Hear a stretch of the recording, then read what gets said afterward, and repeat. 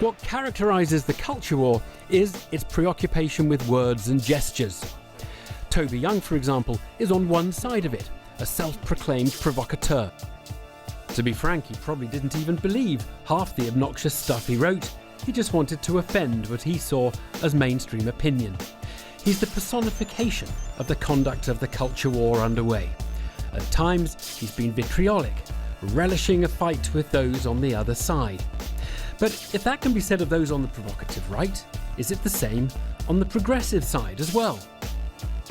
Over in the US, Google are being sued by James Damore, the coder sacked after writing a controversial, not very PC memo critiquing the company's diversity policy.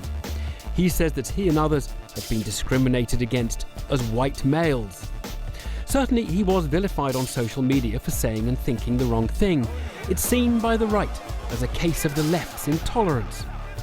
Every day these kinds of arguments are erupting, even where they don't need to.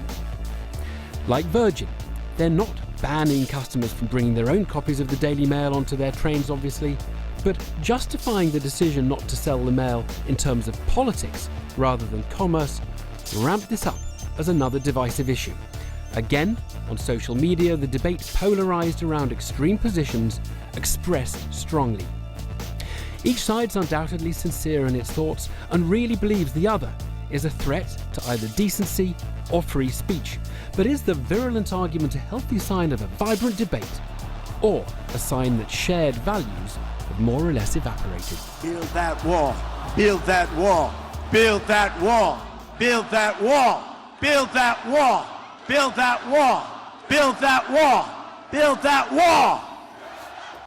It's not just here, there's a culture war. And with me now are two warriors in it, if there is such a thing. Paris Lees is a broadcaster and equality campaigner. James Dellingpole is a columnist at The Spectator and writes for Breitbart. Now, James, Toby Young, he tries to be controversial. He can't be surprised if people, they say, we don't want you on a public body. I don't think Toby actually thinks, how can I be controversial today? I think he just reacts in the moment as we Twitter. You must know this, Evan, you use Twitter yourself. We react, we get an instant thought, we think, oh, you know, I'm going to type this out on Twitter. But the feeling is gone, it dissipates once you've got the words out. I don't think we set out to be deliberately offensive most of the time. You think he's been badly treated? I mean, I'm not even going to recount some of the things. I think we're talking about separate issues here, aren't we? We're talking about, does Toby Young say some spicy things on Twitter? Yes, he does.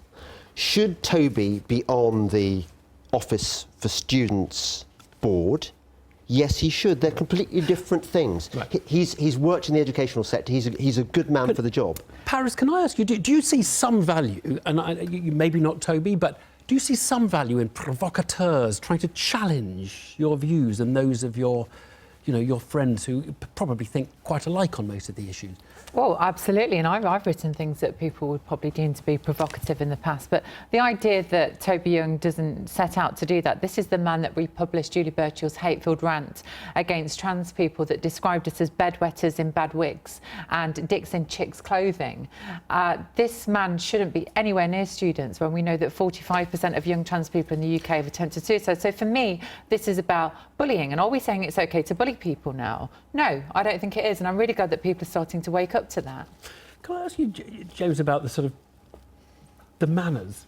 A lot of Twitter. I mean, look at some of your stuff. It's just not very well mannered, is it? You know, I mean, would you agree with that? That you have bad manners? The terrible thing is, Evan, that secretly in the green room before that we came on, Paris and I have been getting on like a house on fire. But forget Paris.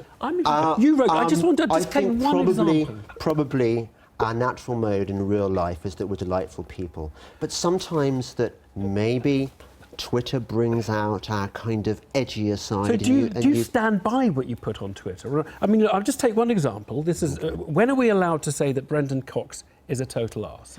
That was December, so 6 months after his wife was assassinated. I think, do you know what, Evan? I think he probably would have tweeted something to provoke this. My general Twitter policy, this is just me, I can't speak for Toby Young or Paris.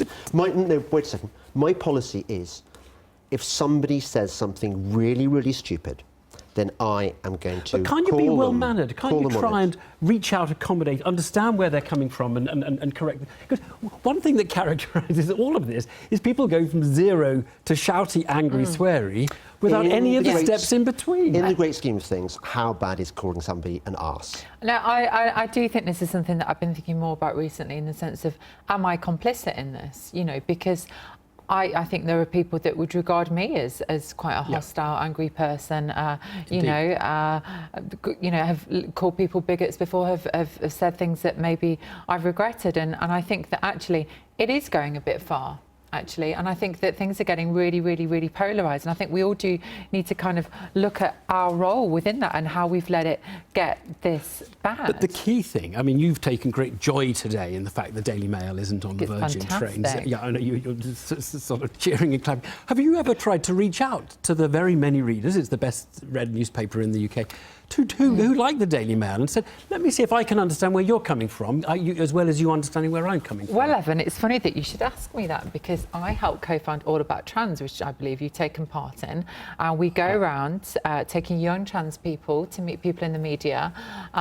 Oftentimes, you know, the people that produce shows like this have never But that's actually you trying to get them to understand you. I'm asking whether you have tried to understand Well, of course, them. when we come to meet people, we're trying to understand what their level of understanding is. You know, not Of you, but not just about your understanding of them. Of course, we're trying to understand where they're coming from and try to further the conversation by, you know, realising what their awareness is. Okay, let me put the same question to you, James. Do you ever seriously try and engage I think with we anybody need to, who thinks differently to you? I on think we anything? need to differentiate between, on a personal level, should we all get along? You know, when we meet somebody at Glastonbury, should we, having a spliff with them maybe? Yeah, great, peace and love, man.